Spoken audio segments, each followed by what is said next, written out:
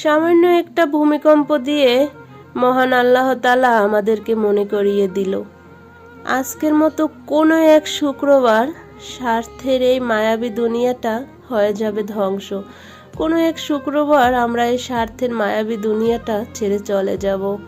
কোনো একটা শুক্রবারই এইরকমভাবে একদিন ঘুমের ভিতরে কেউ খেতে বসে, কেউ হাঁটতে বসে, একদিন এই সব কিছুর মায়া ছেড়ে আমাদেরকে চলে যেতে হবে। মাত্র 5 সেকেন্ডের ভূমিকম্প বুঝিয়ে দিয়ে গেল শক্তি শুধু একজনেরই আছে, তা হলো মহান আল্লাহ তাআলা। সামান্য ভূমিকম্পর ভয়ে আমরা ঘর থেকে বের হতে পারি, কিন্তু এর চেয়ে কত বড় বড় ভয়ানক আযাব আল্লাহ পাক পরকালে রেখে দিয়েছেন। একমাত্র আল্লাহ তাআলাই তা ভালো জানে। আজকের সকালের ভূমিকম্পটা মানুষকে বুঝিয়ে দিয়ে গেল যে মানুষের চেয়ে আল্লাহর শক্তি কতটা।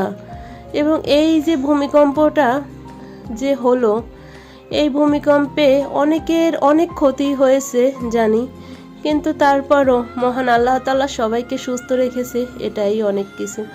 আচ্ছা, আমার এই পেজে অনেক নরসিংদীর এবং অনেক এরকম ভয়ানক জায়গার মানুষ আছে যারা, তাদের কি অবস্থা একটু সবাই কমেন্ট করে জানাবেন, আপনাদের কি অবস্থা।